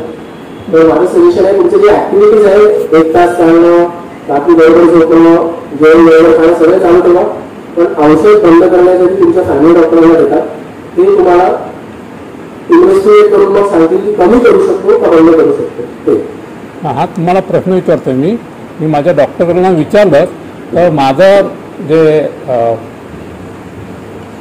पल्मोनरी हायपरटेन्शन आहे, जे लंगमध्ये जनरली 30 मिलीमीटर ऑफ वॉटर असायला पाहिजे, ते माझं 60 आहे. तर समजा मी अजून 3 महिने 6 महिने ह्या गोळ्या घेतल्या आणि एक्सरसाइज आणि डाएटने जर कंट्रोल केलं आणि ते जर 30 मिलीमीटर ऑफ वॉटर कमी झालं तर शुड आय स्टॉप हायपरटेन्शन गोळ्या? नाही, घ्यायलाच लागतील आयुष्यभर. मोस्ट प्रॉब्लेम लागणार आहे. म्हणजे असं नाही, कुठल्या पण डॉक्टराला असं आवडत नाही की ते औषधं चालू राहून म्हणून हे आपण असं करतो. आता जसं तुम्ही अजून एक म्हणाले जे अफवा आहे की म्हणजे 70च्या नंतर सगळ्यांनी इकोस्प्रेनवर राहावं, हे नाही, बरोबर नाही. तुम्ही जसं हे म्हणताय ना की 70 नंतर सगळ्यांनी औषध घ्यायला पाहिजे, हे उलट आहे. तुम्हाला जर काही कंडिशन असेल तर ते औषध घ्यायला पाहिजे तुम्ही. तर आता इकोस्प्रेन जनरली आपण कुठल्या लोकांना देतो, ज्याला खूप हाय रिस्क आहे, की हार्ट अटॅक होऊ शकतो किंवा पॅरालिसिस होऊ शकतं, ज्यांचं डायबिटीज एवढं कंट्रोलच्या बाहेर आहे की त्याला इन्सुलिन लागतं की भरपूर गोळ्या लागतात. कारण की diabetes, cholesterol, high blood pressure हे तिन्ही मिळून हार्ट अटॅक आणि पॅरालिसिसचे अर्ली सिग्नल आहे की हे आजार आहे तुम्हाला, तर ते आजार होऊ शकतं. मग ते कमी करण्यासाठी चान्सेस आपण इकोस्प्रेन देतो. नाहीतर कोणी माणूस असेल ज्याला ब्लड प्रेशर नाही आहे, डायबिटीज नाही आहे, कोलेस्ट्रॉल नाही आहे, काहीच नाही, इकोस्प्रेनची गरज नाही. आणि इकोस्प्रेन फक्त ब्लड प्रेशर आहे तर इकोस्प्रेनची गरज नाही आहे. 2 आजार असायला पाहिजे, डायबिटीज आणि कोलेस्ट्रॉल आणि ब्लड प्रेशर. डायबिटीज असं महत्वाचं आहे इकोस्प्रेनची गोळी घ्यायला. नाहीतर तुम्हाला नुसतं ब्लड प्रेशर आहे, नुसतं कोलेस्ट्रॉल आहे, किंवा अजून एक गोष्ट फॅमिली स्ट्रॉंग हिस्ट्री आहे. आई बाबांना हार्ट अटॅक येऊन गेलेला आहे, भाऊ बहिणीला हार्ट अटॅक आलेला आहे, फर्स्ट सिंगल कझन्सला झालेला आहे, तर मग त्या कंडिशनमध्ये आपण इकोस्प्रेन घेतो. कारण की त्या गोळी दूर होतं. थोडं पडला, आता जसं तुम्ही म्हणाले पडलं, फ्रॅक्चर झालं, तिकडे फ्रॅक्चर झालं, इकोस्प्रेन असेल 8 ब्लिडिंग होण्याचे चान्सेस भरपूर असतात.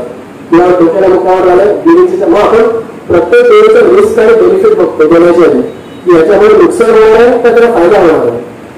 तर तुम्हाला आता इकोस्ट्रीम चालू केलं बरोबर आहे, कारण तुम्हाला पहिल्यांदा हायपरटेन्शन तर तुम्ही खूप हाय रिस्क आहात की हार्ट अटॅक किंवा पॅरालिसिस होऊ शकतो.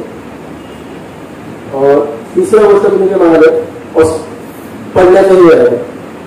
बेसिकली पडले आणि फ्रॅक्चर झालं 100% लोक ऑर्थोपेडिशन करत जाणार आहेत. आणि फ्रॅक्चर आहे त्याच्यामध्ये जिरियाट्रिशियन काय करणार आहे, ते मेडिकली मॅनेज करेल. फ्रॅक्चर झाल्यानंतर सर्जरी करणार आहे. पण फॉल्ससाठी नुसतं बोन डेन्सिटी करण्याचा हेतू हे आहे की तुमचं बोन किती स्ट्रॉंग आहे किंवा किती वीक आहे. त्या हिशोबाने आपण त्या कंडिशनला ट्रीटमेंट देऊ शकतो. त्या कंडिशन ऑस्टिओपोरोसिस विदाउट फ्रॅक्चर म्हणजे तुम्हाला चालण्यामध्ये काहीतरी प्रॉब्लेम आहे हे एकदम नॉर्मल आहे, तर तुमच्या बोन डेन्सिटीमध्ये प्रॉब्लेम आला तुम्हाला जिरियाट्रिशियनला कन्सल्ट करणार आहे. कारण की ऑर्थोपेडिशन नुसतं हाती जोडणार आहे. फ्रॅक्चर झाल्यानंतर सर्जरी करणार आहे, त्याला मेडिकल मॅनेजमेंट माहिती असतं. फ्रॅक्चर झालं तर 100% ऑर्थोपेडिशन आणि त्याच्यामध्ये जिरियाट्रिशियन इन्व्हॉल्व होतात मेडिकली ऑप्टिमाइज करायला त्यांची मेडिकल कंडिशन स्टेबल करण्यासाठी. आणि म्हणजे फॉल्ससाठी कुठलं टेस्ट नाही आहे जे तुम्हाला सांगण्यासाठी फॉल्स अरेस्टसाठी हा त्याला ऍसेस करावं लागतं. ते ऍसेस करायला जिरियाट्रिशियन्स असतात. त्याला फिजिशियन्सला माहिती नाही कसं ऍसेस करायचं, कार्डिओलॉजिस्टला माहिती नाही, न्यूरोलॉजिस्टला माहिती नाही किंवा ऑर्थोपेडिशियन्सला माहिती नाही. तर कोणाला असं रिस्क आहे की चालताना माझं बॅलन्स जाते ते जातो मी पडणार असं वाटतं किंवा मी पडले वेगळा फ्रॅक्चर नाही झालाय किंवा फर्स्ट पॉईंट ऑफ कॉन्टॅक्ट सुरू जिरियाट्रिशियन. नाही पण मी काय म्हणतो की ठीक आहे आपण पडणार नाही, मी चालतो, परंतु केव्हा ना केव्हा तरी पडणारच आहोत. मग जी ती बोन डेन्सिटीची टेस्ट केली तर आता आपल्याला कळलं की माझे बोन किती स्ट्रॉंग्स आहेत. आता मी जनरली माउंटेनिंगला जात नाही, पण मी पिकनिकला वगैरे बाहेर जातो जिकडे चालणं डोंगरावर जाणं मला आवडतं. कडे पडण्याची शक्यता वाढते. तर मला माझी बोन डेन्सिटी अजून माहिती नाही. आज तुम्ही सांगितलं आहे हा मला आत्ता कळलं, तर मी करू का ती? मग तेच मला विचारायचं की त्याचा खर्च समजा मला एक्झॅक्टली माहिती नाही, ते प्रत्येक सेंटरवर वेगवेगळं असतं. बोन डेन्सिटी तुम्ही करायला गेले तर 2 ते 4,000 मध्ये मला वाटतं. बोन डेन्सिटीमध्ये 4-5 ठिकाणी एक्सरे घेतात आणि ते सिस्टममध्ये टाकून ते कॅल्क्युलेट करतात. Okay thank you. ठीक आहे. मी सगळे सांगितलं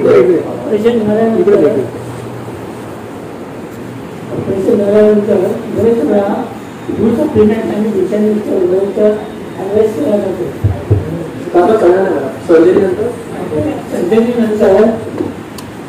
पुढचं पेमेंट आणि विचारांच्या वेळा या घेण्यासाठी ॲडवाइस केला जातो. त्या किती वेळ घ्यायचं त्याच्याबद्दल मार्गदर्शन करते. सर्जरीनंतर सप्लिमेंट्स आणि असं गरजेचं नाहीये. असं काय हार्ड अँड फास्ट फूड नाहीये. सर्जरीनंतर सगळ्यांनी घ्यायला पाहिजे. ते डिपेंड प्रत्येक पेशंट माणूस तो माणूस किंवा बाई तो बाई डिपेंड करतं की आपण सर्जरीच्या आधी किंवा त्याला काय आजार आहे त्यांचा सर्जरीच्या आधी सर्जरीनंतर जीवनाचं इंटेक कसं आहे आणि बेसिकली ते व्हेजिटेरियन आहेत तर नॉनव्हेज पण खातात त्या बेसिसवर अवलंबून करतात. आता जनरली बघा तुम्हाला ऑस्टिओपोरोसिस असेल किंवा असं काही कंडिशन असेल कॅल्शियमची मग गरजेचं आहे. भले तुमच्या शरीरात कॅल्शियम नॉर्मल असेल तरी पण कॅल्शियम व्हिटॅमिन डी आपण ऍडवाइस करतो सर्जरीनंतर ऍटलीस्ट 1 ते 3 महिने आपल्याला घ्यावे लागतात. बाकीचे जे मल्टीव्हिटॅमिन्स आहे किंवा फूड सप्लिमेंट्स आहे ते तुमच्या रिस्क प्रोफाईलवर डिसाईड होते की काय कोणाला काय घ्यायचं. आणि दुसरं म्हणजे मशरूम ज्येष्ठ नागरिक यासाठी योग्य आहे. मशरूम आणि मशरूम भाजीसाठी तुम्हाला आवडतं? तुला का खाऊ त्यांना आवडतं ते खा, काही प्रॉब्लेम नाही. आणि जन्मगावीमध्ये म्हणजे व्यसन करते त्याच्यामध्ये काय तुम्ही काय मार्गदर्शन करू शकता? आता लचक भरणं म्हणजे तेच आहे बेसिकली की तुमचं बॉडीचं टोन जरा कमी झालेलं. म्हणजे आपण चालतो बोलतो म्हणून तेच होतं ज्या भागाला आपण जास्त वापरतो ते भाग नॉर्मल राहतो. ज्या भागाला आपण कमी वापरतो त्याचं कॅपॅसिटी काम करायचं कमी होतं. लचक भरण्याचे कॉमन कॉजेस आपण बरोबर झोपून नाहीये, बेड बरोबर नाहीये, पिल्लो बरोबर नाहीये किंवा आपल्याला स्लिप डिस्क किंवा काहीतरी त्रास आहे किंवा अचानक मसलमध्ये स्पाझम आलं म्हणजे आपण काहीतरी वजन उचलतोय आणि अचानक स्पेन आलेलं. तर ह्याच्यासाठी महत्वाचं आहे की तुमचं ते बॉडीचा पार्ट जो आहे त्याला तुम्ही मध्ये मध्ये एक्सरसाइज करून कोविडमध्ये ठेवायला पाहिजे. तर असं काही स्पेसिफिक औषध नाही याच्याने ते होणार नाही असं नाही. कोणाला कोणाला आता आयुष्यात 1 किंवा 2 वेळा होतच लक्षात पडतेच, पण ते कंट्रोलमध्ये नाही आलं तर मग तुम्हाला डॉक्टरला भेटावं लागेल. Any question? हा सर, मला अजून एक प्रश्न विचारायचा आहे. जनरली रात्री झोप कंटिन्युअस न येणं, हे किती दिवस नाही आलं तर काय प्रॉब्लेम होऊ शकतो? तुम्ही 1-2 दिवस झोपले नाही, नेक्स्ट डे तुम्ही चिडचिडे असणार. तुमच्या बायकोवर, घरी जे येतात, कामाला जे येतात, मित्र येतात, त्यांच्यावर तुम्हाला राग म्हणजे बघा नॉर्मली आपण सहन करू शकतो तसं नाही राहणार, तुम्हाला चिडचिडा वाटेल. त्याच्यापेक्षा जास्त झालं म्हणजे आठवड्याभर नीट झोपले नाही, तुम्हाला कॉन्सन्ट्रेशन मध्ये प्रॉब्लेम होणार, फोकस नाही करू शकणार. तुम्हाला काही काम करायचे त्याच्यावर तुमचं अटेन्शन जाणार नाही. 2 आठवड्यापेक्षा मी म्हणतो की असं नाही झोप मध्ये मध्ये झोप ब्रेक होते किंवा कमी झोप होते. 2 आठवडे 3 आठवडे महिनाभर झाला तर मग तुम्हाला बिहेवियर इश्यूज यायला लागतील, म्हणजे मानसिक संतुलन बरोबर राहणार नाही. म्हणजे जनरली रिलेटिव्ह होऊन सांगतात वेळ झालं, वाकडं बिगडं बोलतायत, मी प्रश्नाचे उत्तर देत नाही, मी जेवत नाही, कोणी पण आलं घरी त्यांच्यावर ओरडायला लागतात, घरातल्या लोकांवर ओरडायला लागतात. 3 ते 6 महिन्यापेक्षा जास्त झालं तर मग तुम्हाला हार्टचा प्रॉब्लेम, लंगचा प्रॉब्लेम, मेंदूचा प्रॉब्लेम व्हायला लागतो.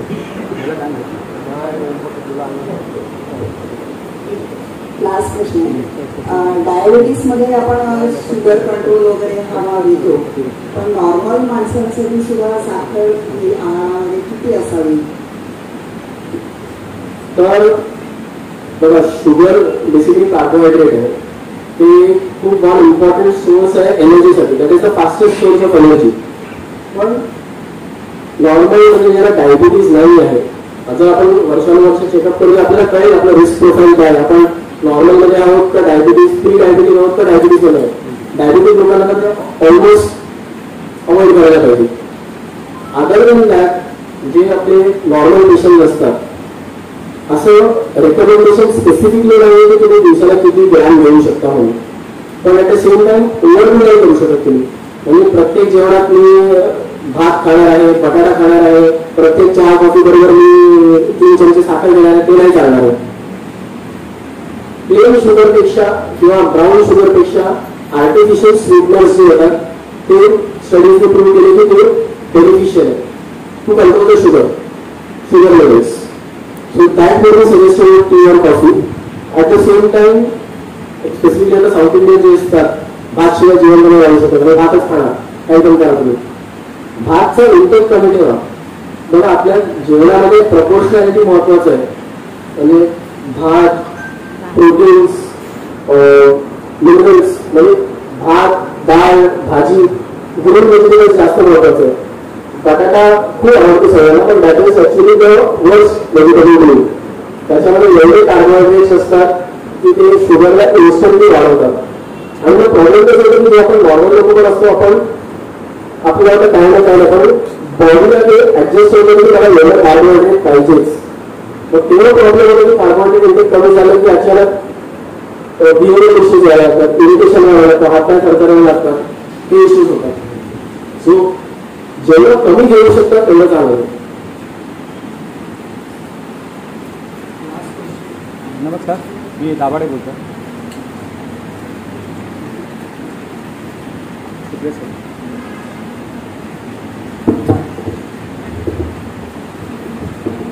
अच्छा, रात्री मध्येच लगेच उठावं लागते, त्यामुळे झोपमोड होते. तर ते डायबिटीजचा परिणाम जास्त असतो की, कारण माझा आता रिपोर्ट सुद्धा करंट रिपोर्ट बरोबर आहे, परंतु 3 महिन्याचा रिपोर्ट आहे तो जरा जास्त असतो. असं सांगणं कठीण आहे आता की कशामुळे होत आहे. जनरली एका कंडिशनमुळेच होत नाही, 2-3 फॅक्टर्स आहेत. तुमचं डायबिटीज कंट्रोल केलं ते पण एक फॅक्टर आहे. त्याच्या व्यतिरिक्त आयडियली तुम्हाला बघायला पाहिजे की तुमचं लघवीचा तपास करून लघवीमध्ये इन्फेक्शन आहे का, आणि तिसरी गोष्ट सोनोग्राफी करून प्रोस्टेटचं साईज काय. तर 2-3 गोष्ट असतात ज्याच्यामुळे लघवीचा त्रास होत असतात. किंवा तुम्ही चहा कॉफी जास्त घेताय, संध्याकाळच्या वेळेला घेताय, तसं काही आहे, दारू पिताय, सिगरेट घेताय, तर चान्सेस आहेत त्याचे. हे सिंगल फॅक्टर नाही आहे की नुसतं डायबिटीज कंट्रोल करायला मग होतं. So thank you so much, sir, for giving your time.